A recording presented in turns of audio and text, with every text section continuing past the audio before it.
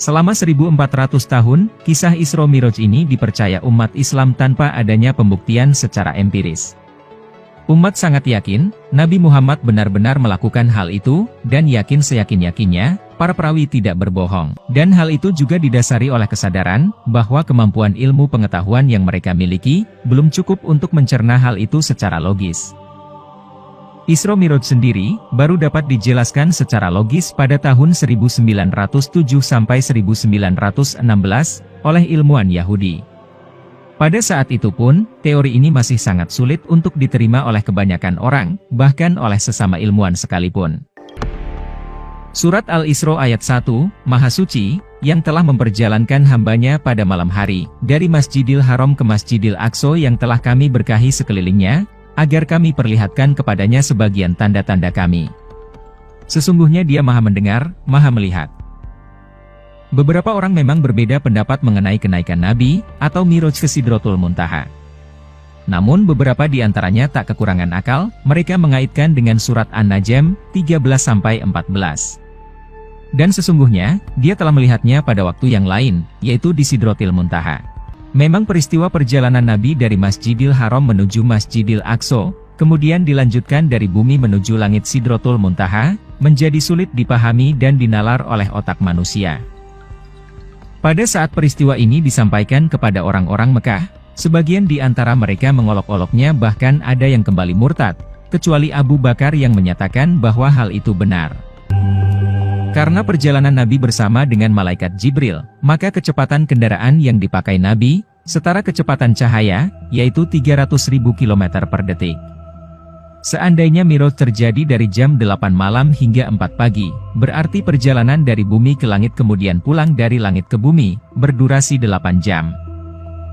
Namun, ini juga masih mustahil. Karena jika kecepatan buruk setara dengan kecepatan cahaya, maka beliau belum keluar dari sistem tata surya. Sebab jika dikalikan dengan kecepatan cahaya 300.000 km per detik, hanya akan dihasilkan jarak tempuh sejauh 4.320.000.000 kilometer dari bumi. Berarti, perjalanan ini baru mencapai planet Neptunus, planet terluar dari sistem tata surya. Artinya, membutuhkan sekitar 4,4 tahun kecepatan cahaya, hanya untuk sampai menuju Alpha Centauri. Karenanya, penjelasan Miraj menggunakan teori relativitas khusus Einstein, belum memadai untuk menjelaskan peristiwa ini. Belum lagi dengan fakta, bahwa tidak ada materi yang bermassa yang bisa secepat cahaya. Menurut Einstein, materi yang bergerak mendekati kecepatan cahaya, maka akan mengalami kontraksi ukuran sampai mendekati nol, dan pada saat yang sama massanya mendekati tak terhingga. Cahaya dapat bergerak cepat, karena pada dasarnya ia adalah gelombang elektromagnetik. Artinya, hanya malaikat dan ruh saja yang bisa memiliki kecepatan 300.000 km per detik. Karena ini bicara sains, akan terjadi pembengkakan massa yang besar sekali. Dengan kata lain, kalau Nabi secepat kecepatan cahaya, tubuhnya akan meledak. Lalu, apakah tidak bisa dijelaskan? Jadi menurut Einstein, jagat raya kita itu melengkung. Lagi pula, semua orang tidak ketemu titik kesepakatan tentang mana yang disebut langit. Jika menggunakan asumsi bumi datar, tentu hal ini mudah dijelaskan, yaitu adanya kubah langit. Jika menggunakan asumsi bumi bulat, tidak ada benda atau batas seperti atap, yang bisa diamati kalau itu berlapis-lapis. Radius alam semesta yang dapat teramati, adalah 46,5 miliar tahun cahaya. Untuk ukuran alam semesta seluruhnya dan sebenar-benarnya, kita tidak tahu. Itu artinya, kalau Nabi Muhammad terbang dengan kecepatan cahaya, maka akan dibutuhkan waktu 46,5 miliar tahun, untuk mencapai ujung alam semesta yang dapat teramati ini.